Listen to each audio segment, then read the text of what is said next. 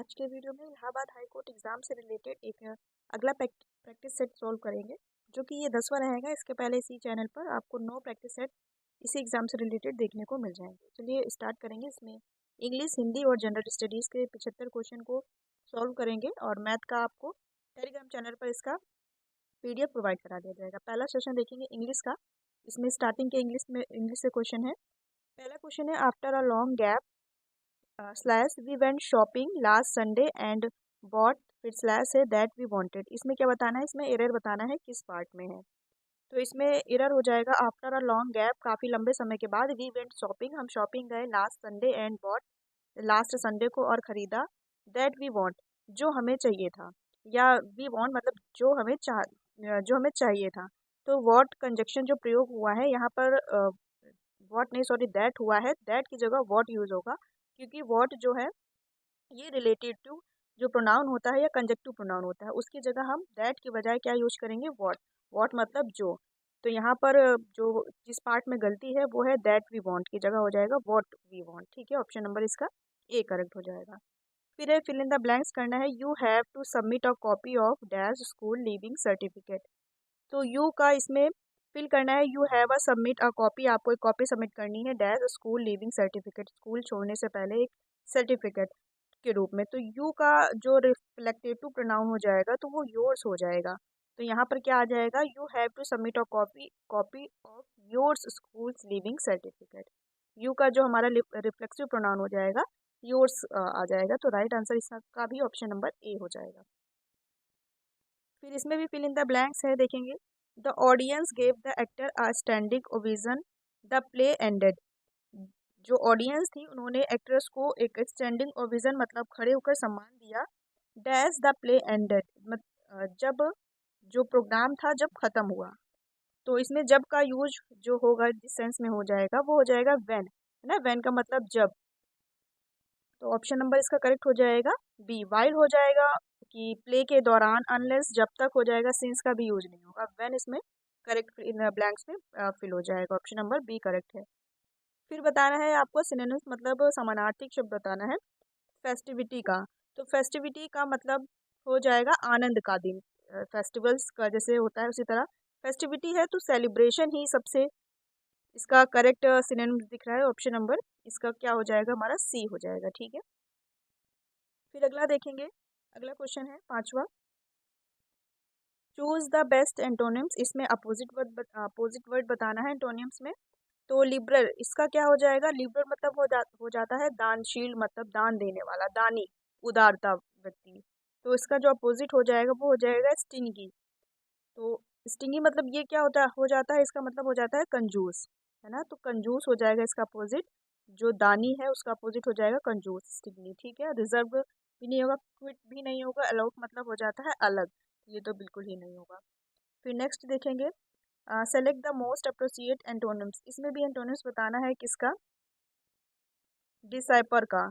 ये DECIPHER डिसाइपर का, ये आपको एंटोनिम्स बताना है। और ऐसा बताना है कि वो वर्ड इसके ही अंदर, इस पैसेज के दिए गए पैसेज के अंदर ही हो।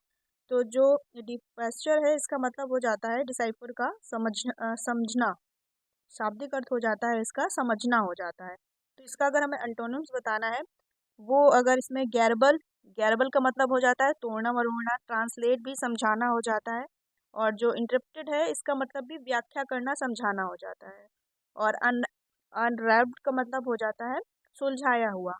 तो जो गैरबल है इसका अपोजिट सही हो जाएगा, क्योंकि जो ये डिसाइफर है इसका मतलब समझाना होता है, और जो गैरबल है इसका मतलब भी होता है तोड़ मरोड़ के बताना, मतलब एक सेंस में समझाना।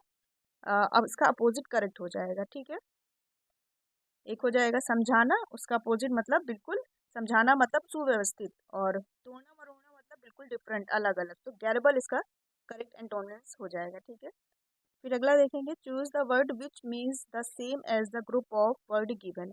वन वर्ड है, a person very reserve in speech.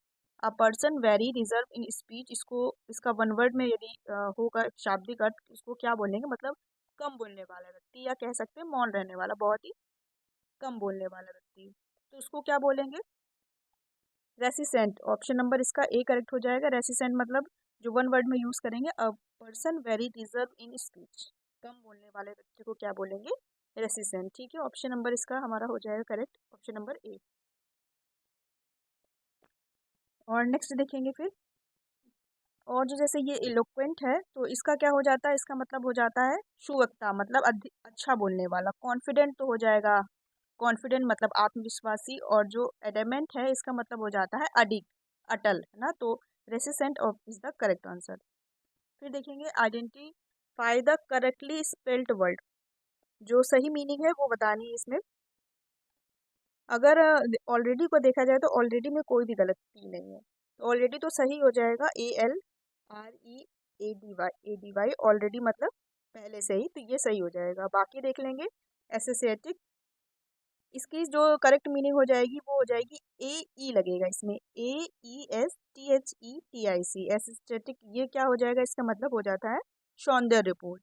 और जो ओरिजिनल है, ओरिजिनल की राइट मीनिंग हो जाएगी ORIGINAL, GI हो जाएगा, तो ये भी गलत है, ये भी गलत है। और क्या है, ऑटोग्रोरस है, तो इसका क्या मतलब होता है, इसका मतलब होता है अपमानजनक। इसकी राइट मीनिंग हो जाती है OUTRAGEOUS। ठीक है, यहाँ पे GE हो जाता है, तो करेक्ट ऑलरेडी सही है। फिर है select the option that correct the incorrectly spelled word, इसमें देखेंगे ventilation system is missing in this room, ventilation system is missing in this room. तो हमें बतानी है जो इसमें स्पेलिंग गलत है। पहली बात तो मिसिंग की ही दिख रही है, क्योंकि मिसिंग की जो स्पेलिंग होती है MISSING होती है मिसिंग की। तो मिसिंग सबसे पहले देख लेंगे सही किसमें लिखा हुआ है, तो इसमें दूसरे में लिखा हुआ है, चौथे में मिसिंग की स्पेलिंग सही है। और वेंटिलेशन की क्या हो जाएगी स्पेलिंग, देखेंगे दोनों में कौन सी डिफरेंस है, VENTILATION। तो इसका जो राइट आंसर हो जाएगा वो हो जाएगा ventilation system is missing in this room, क्योंकि जो वेंटिलेशन है इसमें LA भी होगा, तो इसमें LA नहीं दिया हुआ है, तो VENTILATION, वेंटिलेशन सही है, सिस्टम इज मिसिंग, इसमें मिसिंग की स्पेलिंग सही है, इन दिस रूम। ठीक है, इसका मतलब क्या हो जाएगा, जो हवा देने वाला, जो वेंटिलेशन जिसको बोलते हैं, system is missing in this room, इस रूम से मिस है, मतलब गायब है। इसका right answer option number D correct हो जाएगा 90 का। फिर देखेंगे identify the underline part of sentence which is not grammatical correct, इसमें जो देयर में अंडरलाइन इस बताना है, इसमें करेक्ट क्या फील हो जाएगा। तो one should exercise dash right to vote, तो वंस का तो देखने में पता चल रहा है, जो वंस हमारा है इसमें जो रिफ्लेक्सिव प्रोनाउन है वो लग जाएगा वंस, है ना, अपना। तो ऑप्शन नंबर इसका सी करेक्ट हो जाएगा, देयर की जगह क्या आ जाएगा, वंस आ जाएगा। फिर देखेंगे अगला question, which two word are antonyms, दो वर्ड हैं, दो शब्द हैं जो एंटोनिम्स है, मतलब आपस में विपरीत है, उनका बताना है। टॉल, टॉक और स्पीक बोलने से हो जाएगा, ओशियन और सी समुद्र, और इससे हो जाएगा। और प्रिफेयर्ड, फेवरेट मतलब पसंदीदा, ये भी दोनों सेम सेम है, प्रिफेयर मतलब पसंद करना, अधिक पसंद करना, फेवरेट मतलब भी अधिक पसंद से है। और जेंटल और फिक्र, जो फियर्स है इसका अपोजिट हो जाएगा, क्योंकि जो हमारा जेंटल हो जाता है वो विनम्र सज्जन व्यक्ति से हो जाता है, और जो अगला वर्ड है फियर्स, तो ये हो जाता है उग्र, तीव्र से। तो यही दोनों अपोजिट है एक दूसरे के, तो एंटोनिम्स बताना है, तो right answer option number D correct हो जाएगा। नेक्स्ट है in the word unhappy and unusual, the un means, un एक हमारा उपसर्ग है, प्रीफिक्स जिसे बोलेंगे इंग्लिश में, जो हिंदी में उपसर्ग प्रत्यय होते हैं। तो इसमें बताना है अन का मीन्स क्या है, क्या मोस्ट होगा, क्या वेरी होगा, क्या नॉट होगा, या लेस होगा। अनहैप्पी मतलब हैप्पी मतलब खुश, अनहैप्पी मतलब बिना खुश का, मतलब नॉट। यूजुअल हो जाएगा आवश्यक चीज, अनयूजुअल मतलब अनावश्यक। तो उसका सेंस जो जाएगा इस प्रीफिक्स का, तो नॉट में जाएगा, किस में जा रहा है सेंस, नॉट में। तो ऑप्शन नंबर इसका सी करेक्ट हो जाएगा। फिर है find the synonyms for the word discarded from the option given below. Discarded है, स्कार्डेड का मतलब क्या हो जाता है, मतलब डरपोक, भयभीत कह सकते हैं स्कार्डेड। तो इसका सिनोनिम्स बताना है सेम, तो एफ्रेड हो जाएगा, हैप्पी नहीं होगा, सैड भी नहीं होगा, एंग्री भी, उदास हो जाएगा नहीं, तो एफ्रेड हो जाएगा। करेक्ट आंसर क्या हो जाएगा, एफ्रेड मतलब डरा हुआ भी इसका मतलब भी होता है। फिर द वर्ड डिलीशियस, जो हमारा एक वर्ड है delicious, will the best suitable in which of the sentence given below, delicious word है, ये चारों में से चार जो सेंटेंस दिए हैं उनमें से किस में सुटेबल फिट होगा। डिलीशियस शब्द प्रयोग होता है स्वादिष्ट चीज के लिए। अब देखेंगे किसको इसमें सही फिल क्या जाएगा। तो my mom makes dash food, तो डिलीशियस फूड ये सही है। Sonu is my delicious friend नहीं बोलेंगे क्योंकि वो स्वादिष्ट फ्रेंड नहीं है। My teacher sings delicious song, ये भी गलत हो जाएगा। My dad boys me dash toy, मतलब डिलीशियस टॉय नहीं होगा, वेरी गुड टॉय होगा। तो यहाँ डिलीशियस फूड के लिए उपयोग होगा। ऑप्शन नंबर इसका ए करेक्ट हो जाएगा। फिर देखेंगे the student misbehave in class, what does the word misbehave means. मतलब एक स्टूडेंट मिसबिहेव मतलब गलत व्यवहार कर रहे हैं क्लास में, तो इसमें जो बताना है मिसबिहेव का मीनिंग बताना है। तो मिसबिहेव का मतलब हो जाएगा बुरा व्यवहार, तो बिहेव बैडली, तो इसमें दिया हुआ है ऑप्शन नंबर सी में बिहेव बैडली। ठीक है, ऑप्शन नंबर इसका सी करेक्ट है। फिर अगला क्वेश्चन देखेंगे। फिर इसमें पैसेज है, इसको पॉज कर दे रहे हैं, आप इसको अच्छे से रीड करेंगे, फिर जब क्वेश्चन देखेंगे फिर आप इसका आंसर सही से दे पाएंगे। तो हम इसके क्वेश्चन का आंसर बताते हैं। The moon travels around the earth and appears to change its, जो मून है जो पृथ्वी के चारों ओर चक्कर लगाता है, ये क्या चेंज होता है इसमें। तो इसमें जो right answer according to passage fill हो जाएगा वो हो जाएगा शेप। ठीक है, ऑप्शन नंबर बी करेक्ट हो जाएगा। देखेंगे आपको हर लाइन में इसके आंसर देखने को मिल जाएंगे पैसेज से। व्हेन कैन वी से it that it is a blue moon, हम कब कह सकते हैं कि ये ब्लू मून है। तो जो इसका राइट आंसर हो जाएगा when there are 2 full moon in a month, जब मंथ में 2 फुल मून होते हैं तब बोल सकते हैं। तो when there are 2 full moon in 1 month. ठीक है, ऑप्शन नंबर इसका करेक्ट हो जाएगा, ऑप्शन नंबर ए। फिर देखेंगे अगला question. We we call it a new moon when, हम कब कह सकते हैं कि ये नया मून है। तो when call it a new moon, when, तो इसका जो इसमें जो करेक्ट आंसर हो जाएगा we can not see a moon, we can not see a moon. Right answer इसका हो जाएगा ऑप्शन नंबर सी, मतलब कि जब हमें मून दिखाई नहीं देता तो ऐसी स्थिति में इसे हम अ न्यू मून कहेंगे। ठीक है, ऑप्शन नंबर सी। फिर है give an example of something that has a crescent shape other than a moon. तो जो सरसेंट होता है इसका मतलब हो जाता है चंद्राकार। तो चंद्राकार मून कैसा होता है, ऐसा ही तो होता है, ऐसा। तो किस शेप में होता है, वो शेप पूछ रहा है, तो वो सी शेप में होता है ना। तो ऑप्शन नंबर इसका सी करेक्ट हो जाएगा, द लेटर सी के शेप में। फिर अगला क्वेश्चन देखेंगे। What lead the people to use the idiom once in a blue moon, जो once in a blue moon हम लोग इडियम के रूप में इसका यूज करते हैं, मुहावरे के रूप में। तो कैसे बोलते हैं इसको, अत्यंत दुर्लभ घटना, क्या कह देते हैं, once in a blue moon. तो इसमें हमको ऑप्शन के अकॉर्डिंग देखना है कि कौन सा इसका राइट आंसर हो जाएगा। ब्लू मून एक दुर्लभ अनुभव, तो इसमें जो राइट आंसर हो जाएगा the fact that seeing a blue moon is a very rare event. जो हम मुहावरा यूज करते हैं once in a blue moon, मतलब कि एक अत्यंत दुर्लभ घटना, तो वही इसका जो पूछ रहा है फैक्ट किस में दिया हुआ है, the fact the seeing in a blue moon is very rare event, मतलब बहुत ही रेयर इवेंट में दिखना, इसको तुलना की गई है once in a blue moon से। ठीक है, ऑप्शन नंबर इसका बी करेक्ट हो जाएगा। फिर नेक्स्ट क्वेश्चन है pick out the wrongly spelled word from the following sentence. जो सेंटेंस दिया हुआ है इसमें गलत क्या वर्ड दिया हुआ ये देखना है। The birds chirping at the dawn wake up, तो इसमें है पक्षियों के चहचाने से, तो चिरपिंग होता है चहचाना, इसकी स्पेलिंग क्या हो जाएगी, तो इसकी स्पेलिंग हो जाएगी CHIRPING, ओ की जगह IRPING होगा। तो स्पेलिंग किस में मिस्टेक है, ऑप्शन नंबर बी में चिरपिंग हो जाएगा। ठीक है, ऑप्शन नंबर बी इसका राइट हो जाएगा। फिर देखेंगे पंचुएट करना है, सेंटेंस देखेंगे। The Mount Everest is the tallest mountain when measured from mean sea level, जो माउंट एवरेस्ट ही सबसे ऊंची चोटी है। तो पहले तो इसमें जो पंचुएट करेंगे तो यहाँ पे कैपिटल M हो जाएगा, यहाँ पे कैपिटल E हो जाएगा। क्यों हो जाएगा, जब हम पंचुएट करते हैं इन सब चीज़ों को, सेंटेंस को, तो करेक्टली फॉर्म में ये यहाँ पर जो प्रॉपर नाउन यूज हुआ है वो कैपिटल लेटर में होगा, जैसे माउंट एवरेस्ट है तो कैपिटल M हो जाएगा, कैपिटल E हो जाएगा, बस इसमें यही मिस्टेक है, बाकी सब सही है।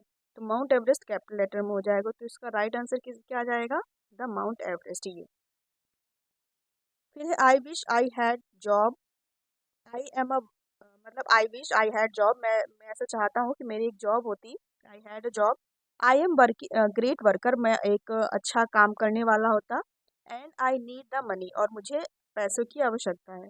तो I wish I had job, तो यहाँ पर जो सेंटेंस दो तीन जुड़े हुए हैं इसके बाद हम जो जॉब, जैसे इसमें जॉब दिया हुआ है तो हम जॉब के बाद कॉमा ही यूजुअली यूज करेंगे, क्योंकि आई wish I had job comma एक सेंटेंस खत्म हुआ, फिर आई हैड ग्रेट वर्कर, तो इसमें जॉब के साथ क्या जाएगा, कॉमा जाएगा, सेमी कॉलन तो जाएगा नहीं, फुल स्टॉप जाएगा नहीं, कॉमा सूटेबल रहेगा पंचुएट करने में। तो ऑप्शन नंबर इसका करेक्ट हो जाएगा जॉब और कॉमा। फिर है the subject and the verb in the sentence. Subject और वर्ब बतानी है इस सेंटेंस में। The children were sad, the children मतलब चिल्ड्रन उदास थे, तो इसमें हमको सब्जेक्ट बतानी है और वर्ब बतानी है, तो सब्जेक्ट तो हो जाएगा चिल्ड्रन, बी में है, और जो वर्ब है मतलब इसमें वर्ब नहीं है तो हेल्पिंग वर्ब बता देंगे, तो वर हो जाएगा चिल्ड्रन के साथ वर, ऑप्शन नंबर इसका राइट हो जाएगा ऑप्शन नंबर बी।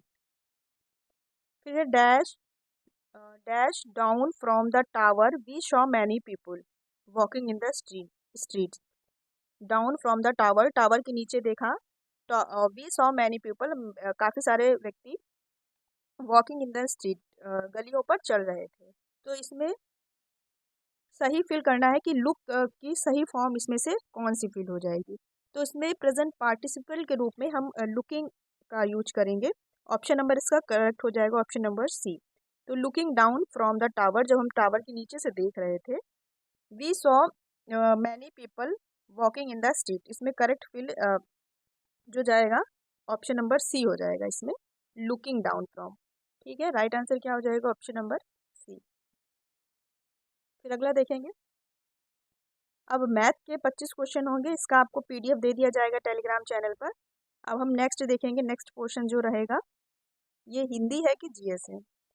जीएस का सेक्शन स्टार्ट होता है, देखेंगे इसके 25 क्वेश्चन। अब पहला करंट का क्वेश्चन है, टेनिस की ग्रैंड स्लैम प्रतियोगिता फ्रेंच ओपन 2024 के महिला एकल का खिताब किसने जीता, तो इसमें जीता इगा स्वियातेक द्वारा, ऑप्शन नंबर इसका करेक्ट हो जाएगा इगा स्वियातेक। ठीक है, और जो पुरुष वर्ग है, पुरुष वर्ग में जीता था कार्लोस अल्काराज ने। ठीक है, कार्लोस अल्काराज स्पेन के खिलाड़ी हैं टेबल टेनिस के, और जो इगा स्वियातेक है ये कहाँ की है, ये पोलैंड की है। Right answer option number A correct है। फिर देखेंगे विश्व प्रतिवर्ष विश्व योग दिवस कब मनाया जाता है, तो योग दिवस मनाया जाता है 21 जून को, ऑप्शन नंबर क्या करेक्ट हो जाएगा ऑप्शन नंबर बी 21 जून। और जो 2024 में इसकी थीम थी तो वो थीम थी श्रम एवं समाज के लिए योग। ठीक है, फिर अगला क्वेश्चन देखेंगे, जुलाई 2024 में प्रधानमंत्री नरेंद्र मोदी ने किस राज्य या केंद्र शासित प्रदेश में शिकुल्ला सुरंग परियोजना के निर्माण कार्य का शुभारंभ किया था, तो कहाँ पर किया था इसका शुभारंभ, तो ये किया गया था आपका लद्दाख में, ऑप्शन नंबर सी करेक्ट हो जाएगा लद्दाख में। फिर अगला क्वेश्चन है, पहल योजना के तहत घरेलू उपभोक्ता को एलपीजी सब्सिडी डैश द्वारा दी जाती है, तो किस मंत्रालय द्वारा, तो ये पेट्रोलियम एवं प्राकृतिक गैस मंत्रालय द्वारा दी जाती है। ठीक है, ऑप्शन नंबर इसका क्या हो जाएगा राइट सी। फिर नेक्स्ट क्वेश्चन देखेंगे, 326 ईसा पूर्व में सिकंदर और राजा पोरस के मध्य बीच जो युद्ध हुआ था वो किस नदी पर लड़ा गया था, किस नदी के किनारे लड़ा गया था, तो इसका राइट आंसर हो जाएगा option number D Jhelum. Jhelum या इसका अन्य नाम भी है वितस्ता नदी, तो इसको वितस्ता युद्ध या हाइडेस्पीच के युद्ध के नाम से भी जाना जाता है, जो कि 326 ईसा पूर्व सिकंदर और राजा पोरस के मध्य हुआ था। और इसमें जीत किसकी हुई थी, इस युद्ध में पोरस की पराजय हुई थी और जीत हो गई थी सिकंदर की। ठीक है, ऑप्शन नंबर इसमें करेक्ट हो जाएगा ऑप्शन नंबर डी। फिर अगला क्वेश्चन है, बंगाल के दोहरे शासन व्यवस्था की नीति किस गवर्नर जनरल के दिमाग की उपज थी, तो जो दोहरे शासन या इसको द्वैध शासन के भी नाम से जाना जाता है, इसकी शुरुआत हुई थी रॉबर्ट क्लाइव के द्वारा, लॉर्ड क्लाइव, ऑप्शन नंबर क्या राइट हो जाएगा लॉर्ड क्लाइव। कब हुई थी, 1765 ईस्वी में, ऑप्शन नंबर इसका बी करेक्ट हो जाएगा।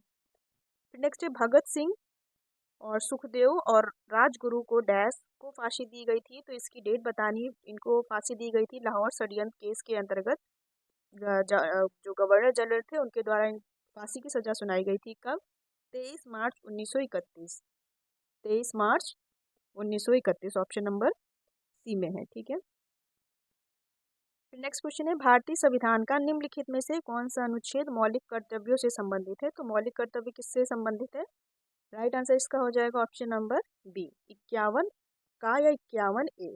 ठीक है, और ये इसे सरदार सरदार स्वर्ण सिंह समिति की सिफारिश के आधार पर 42वें संविधान संशोधन 1976 द्वारा संविधान में जोड़ा गया था। और वर्तमान में हमारे मूल कर्तव्य कितने हैं? 11। ठीक है, right answer option number B correct है। फिर है मौलिक कर्तव्य डैश पर लागू होते हैं। तो मौलिक कर्तव्य किस पर लागू होते हैं?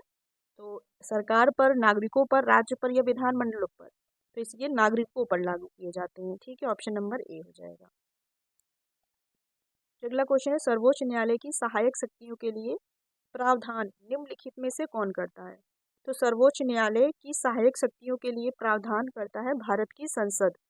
क्या राइट आंसर हो जाएगा? ऑप्शन नंबर इसका करेक्ट हो जाएगा।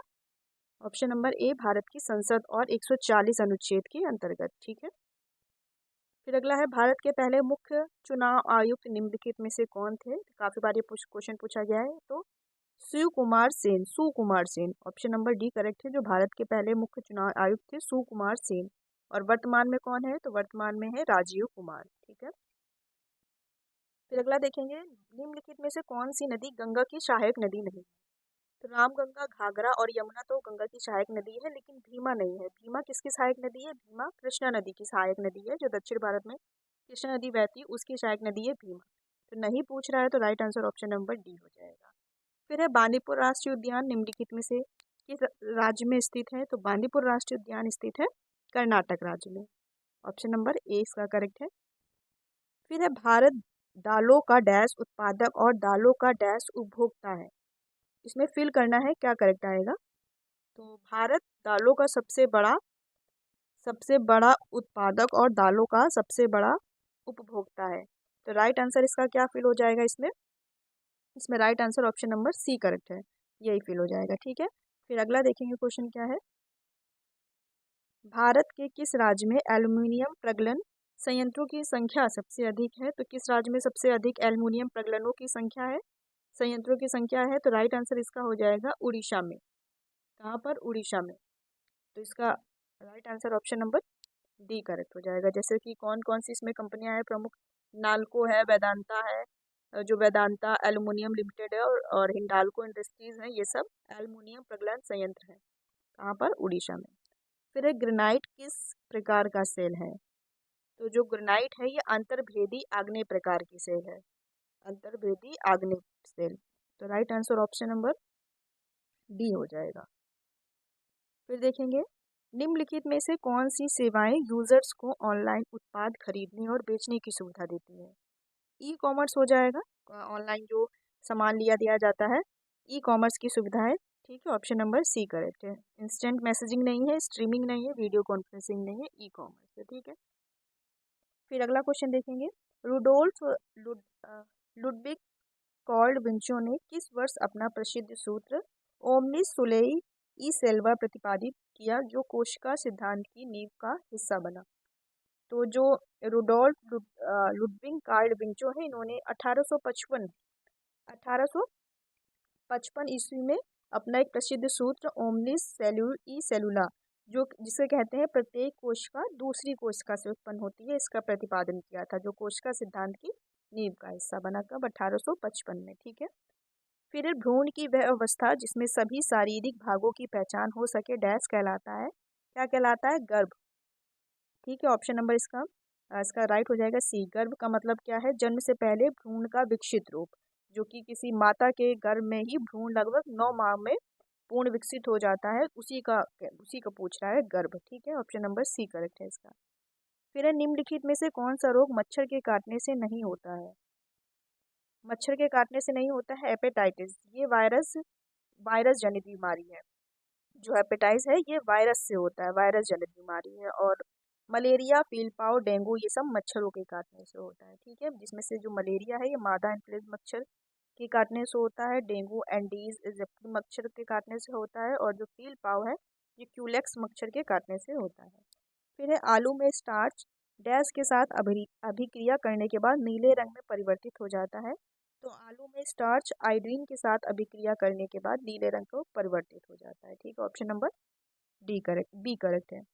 फिर है, शुद्ध राष्ट्रीय उत्पाद या एनएनपी प्रोडक्ट क्या होता है? तो जीएनपी एनएनपी ये अर्थव्यवस्था का क्वेश्चन है। तो किसी देश के सकल राष्ट्रीय उत्पाद में भूमिगत वस्तुओं का मूल्यह्रास या डेप्रिसिएशन को घटाने पर शुद्ध जो राष्ट्रीय आय प्राप्त होता है उसे बोलते हैं एनएनपी, मतलब शुद्ध राष्ट्रीय उत्पाद, नेट नेशनल प्रोडक्ट। ठीक है, नेट नेशनल प्रोडक्ट। तो इसमें राइट आंसर क्या हो जाएगा, सकल राष्ट्रीय उत्पाद। सकल राष्ट्रीय उत्पाद मतलब जीएनपी। जीएनपी माइनस क्या बताया, क्या घटाने पर, डेप्रिसिएशन मतलब मूल्य ह्रास। तो यहाँ पर हो जाएगा डेप्रिसिएशन, ये डेप्रिसिएशन हो जाएगा। फिर उसके बाद क्या हमें प्राप्त होता है, एनएनपी। ठीक है, नेट नेशनल प्रोडक्ट। तो इसका एक फॉर्मूला होता है जीएनपी माइनस डेप्रिसिएशन, क्या प्राप्त होता है, एनएनपी, नेट नेशनल प्रोडक्ट। तो राइट आंसर ऑप्शन नंबर इसका करेक्ट हो जाएगा, ऑप्शन नंबर डी। सकल राष्ट्रीय उत्पाद और मूल ह्रास का अंतर शुद्ध राष्ट्रीय उत्पाद होता है, ऑप्शन नंबर डी करेक्ट हो जाएगा। फिर अगला क्वेश्चन देखेंगे, कर्मा आदिवासी नृत्य शैली का संबंध निम्नलिखित में से किस राज्य से है। तो इसका संबंध हो जाएगा छत्तीसगढ़ और उड़ीसा से संबंधित हो, तो इसमें छत्तीसगढ़ ऑप्शन करेक्ट हो जाएगा, ऑप्शन नंबर डी करेक्ट हो जाएगा। आदिवासी नृत्य शैली है, संबंध किससे, छत्तीसगढ़ से। फिर है, निम्नलिखित में से कौन सा शास्त्रीय वाद्य यंत्र संतूर के प्रतिपादक हैं। संतूर से जिनका नाम जुड़ा हुआ है उनका नाम है पंडित शिव कुमार शर्मा, ये एक संतूर वादक थे, Pandit Shiv Kumar Sharma, option number B correct हो जाएगा। इनका निधन 2022 में हो चुका है, पंडित शिव कुमार शर्मा का, और ये किससे संबंधित है, संतूर से। और जो रविशंकर है, रविशंकर सितार वादक है। ठीक है, अगला क्वेश्चन देखेंगे, अंतर्राष्ट्रीय अहिंसा दिवस कब मनाया जाता है। तो 2 अक्टूबर को अंतर्राष्ट्रीय अहिंसा दिवस मनाया जाता है, महात्मा गांधी के जन्मदिन के अवसर पर। ठीक है, फिर है अब पुल्लिंग है, अच्छा ठीक है, हिंदी के अब 25 क्वेश्चन देखेंगे। निम्न में से कौन सा शब्द पुल्लिंग है। जैसे हम अगर प्रयोग करें इसको, मेरा पूर्ति, मेरा अभिव्यक्ति, मेरा छवि, मेरा विवाह। तो मेरा जो पुल्लिंग शब्द है, मेरा विवाह, तो राइट आंसर हो जाएगा ऑप्शन नंबर सी।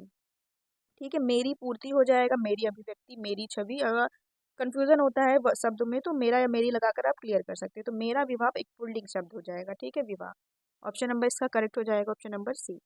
फिर है, जिन भाववाचक संज्ञाओं के अंत में हट होता है उनका लिंग होता है।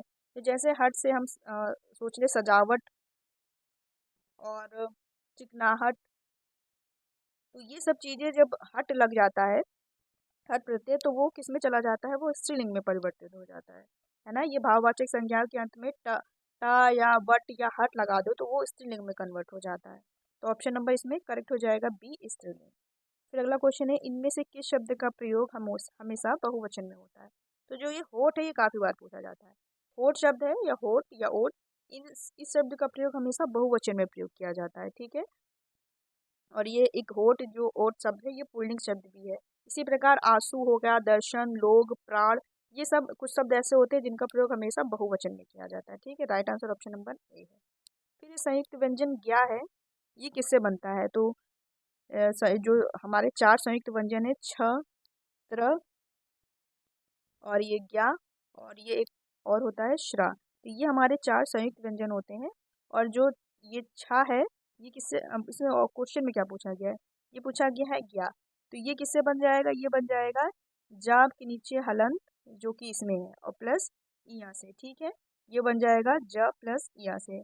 और जो छा है, ये किससे बनता है, का के नीचे हलंत फिर षटकोण वाला सा से। इसी प्रकार त्रा जो बन जाएगा, त्रा बनेगा त्र ता प्लस नीच हलंत और फिर रा से बन जाएगी। इसी प्रकार शाह जो ये वाला शाह बनता है, ये किससे बनता है, ये सर्जम वाला शाह हलंत नीचे फिर रा से बन जाता है। ठीक है, राइट आंसर इसका ऑप्शन नंबर बी हो जाएगा।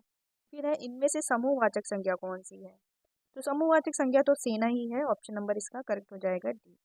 फिर है क्वेश्चन, कोई आ रहा है वाक्य में, कोई किस प्रकार का सर्वनाम है। सर्वनाम के 6 भेद होते हैं, पुरुषवाचक सर्वनाम, निश्चय, अनिश्चय, प्रश्नवाचक, संबंध और निजवाचक। तो इसमें कौन सा प्रकार है, कोई। तो कोई आ रहा है अनिश्चय ही है, क्योंकि पता तो है नहीं कौन आ रहा है, तो ये अनिश्चय हो जाएगा, निश्चयवाचक सर्वनाम। ठीक है, ऑप्शन नंबर ए करेक्ट हो जाएगा। सर्वनाम के 6 भेद होते हैं और सर्वनाम 11 प्रकार के होते हैं। ठीक है, फिर अगला देखेंगे, इंद्रिय का विशेषण शब्द क्या है। तो इंद्रिय का विशेषण शब्द हो जाएगा ऐन्द्रिय, ऑप्शन नंबर डी करेक्ट हो जाएगा।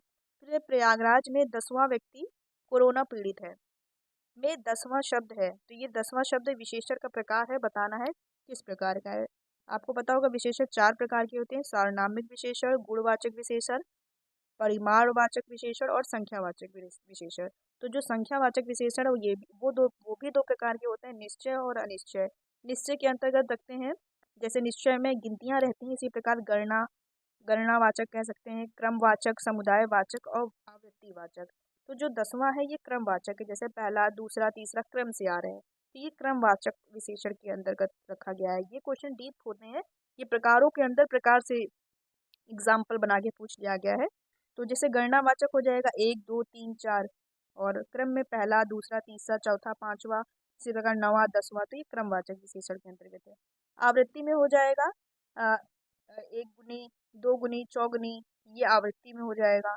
और समुदाय में जैसे चारों, पांचों, ये दसों, तो ये रख देंगे समुदायवाचक विशेषण के अंतर्गत। ठीक है, संख्यावाचक विशेषण के अंतर्गत निश्चय के ये उदाहरण है। फिर अगला देखेंगे क्वेश्चन, रमेश की पुस्तक पुरानी है, इस वाक्य में पुस्तक शब्द है।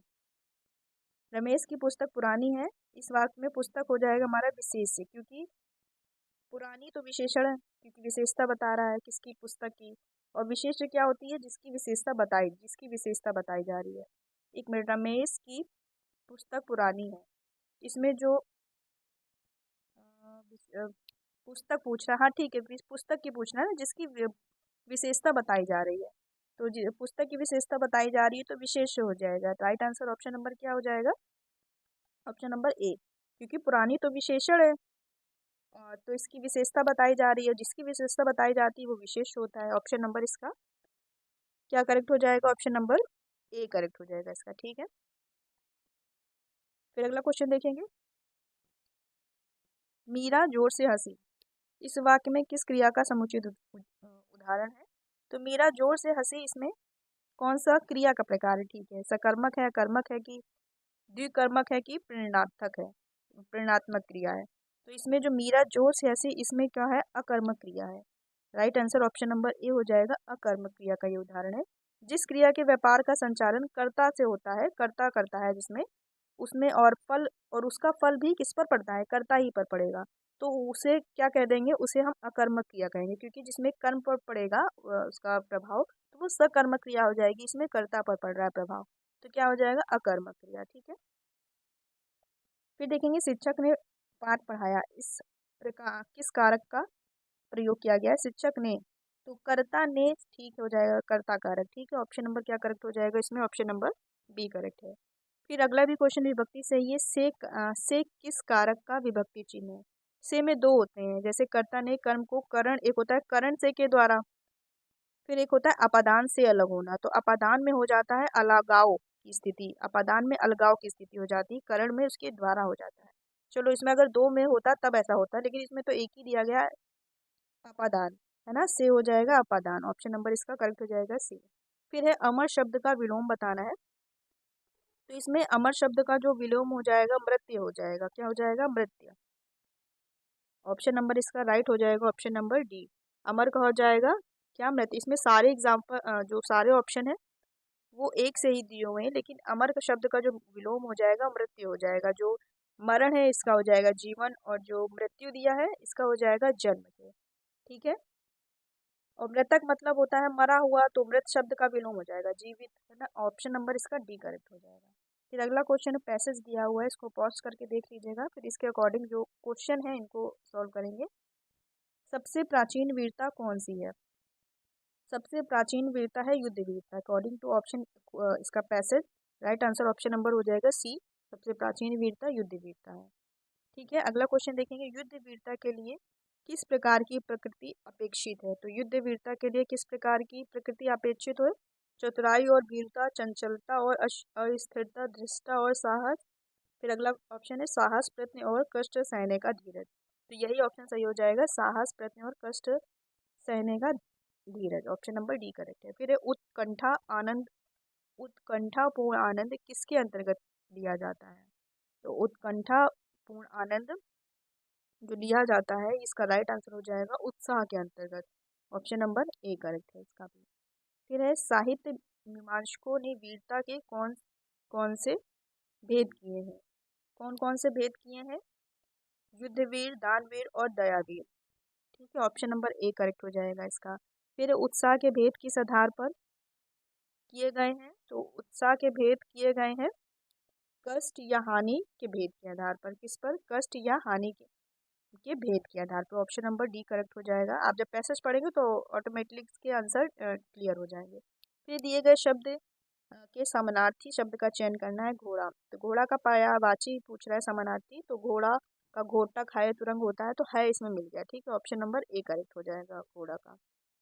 फिर है घर का भेदी लंका ढाए, कहावत का अर्थ निम्नलिखित में से कौन सा है? घर का भेदी लंका ढाएगा। घर का भेद न बताने से लंका ढहती है? नहीं। आपसी फूट से लंका ढह जाती है? गलत। लंका का कोई मतलब ही नहीं, आपसी फूट से सर्वनाश होता है। फिर एक घर का भेद बताने से लंका ढह जाती है, आपसी फूट से सर्वनाश होता है। ऑप्शन नंबर इसका करेक्ट हो जाएगा, ऑप्शन नंबर सी। ठीक है, फिर अगला देखेंगे। नील कमल में कौन सा समास है? नील कमल में कौन सा समास? इसका समास विग्रह करेंगे। नीला है जो कमल, मतलब यहाँ पर विशेषता बताई जा रही है, विशेष और विशेषण है। नीला हो जाएगा हमारा विशेषण, कमल हो जाएगा विशेष से जिसकी विशेषता बताई जाए, तो इसमें हो जाएगा कर्मधारय है समास। ठीक है, नीला है जो कमल, ऑप्शन नंबर इसका बी करेक्ट हो जाएगा। फिर देखेंगे कौन सा वाक्य शुद्ध है। दही खट्टी है, दही खट्टा है, दही खटास है या दही खटाई है? ये दोनों बिल्कुल गलत है। दही खट्टा है या दही खट्टी है, कैसे इसका प्रयोग करेंगे? राइट आंसर हो जाएगा ऑप्शन नंबर बी, दही खट्टा है। ठीक है, क्या हो जाएगा? ऑप्शन नंबर सी करेक्ट हो जाएगा इसमें। सॉरी, सी नहीं, ऑप्शन नंबर बी है जो दही खट्टा है। ठीक है, फिर अगला देखेंगे, क्योंकि दही पुल्लिंग में गिरा जाता है। फिर देखेंगे मानव मात्र को गीता के महात्म्य से परिचित होना अनिवार्य है। इसमें क्या शुद्ध? अच्छा ठीक है, वर्तनी शुद्धि है। मानव मात्र को गीता के महात्म्य से परिचित होना अनिवार्य है, तो जो शाब्दिक सही अर्थ हो जाएगा वो इसमें क्या होगा? महात्म्य। महात्म्य किसमें लिखा हुआ है? ऑप्शन नंबर बी में। ये जो वर्तनीय शुद्धि है, ये महात्म्य कोई वर्ण नहीं होता है, महात्म्य महात्म्य हो जाएगा। ठीक है, तो आधा था आधा माँ और या हो जाएगा, ऑप्शन नंबर इसका बी करेक्ट हो जाएगा।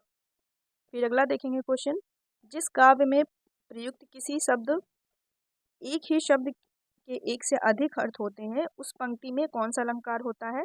तो श्लेष अलंकार होता है, क्योंकि श्लेष अलंकार की परिभाषा ये दी गई है कि किसी एक ही शब्द के एक से अधिक अर्थ होते हैं, जिसमें उन्हें श्लेष अलंकार बोलते हैं। तो श्लेष का शाब्दिक अर्थ ही होता है चिपका हुआ एक से अधिक अर्थ, तो ऑप्शन नंबर डी करेक्ट है इसका। फिर अगला और लास्ट क्वेश्चन है। यह कथा उस समय की है जब लंका जाने के लिए भगवान श्री राम ने सेतु डैश के पूर्व समुद्र तट पर शिवलिंग डैश किया था। तो इसमें फिल इन द ब्लैंक्स भरना है। सेतु जब लंका जाने के लिए भगवान श्री राम ने सेतु निर्माण, ठीक है, सेतु निर्माण हो जाएगा अगर इसमें, सेतु निर्माण के पूर्व समुद्र तट पर शिवलिंग स्थापित किया था, तो ये सही बैठा है। फिल इन द ब्लैंक्स जो रिक्त स्थान है, ये ऑप्शन नंबर इसमें क्या आएगा? करेक्ट ए। ठीक है, निर्माण और स्थापित। तो ये थे 75 क्वेश्चन हिंदी, इंग्लिश और जीएस के। आपके कितने क्वेश्चन हुए 75 में से सही, ये बताइएगा अगर आपने काउंट किया हो। बाकी आप मिलते हैं आपके साथ अगले वीडियो में। अगर वीडियो अच्छा लगा हो तो वीडियो को लाइक कीजिएगा, और आपकी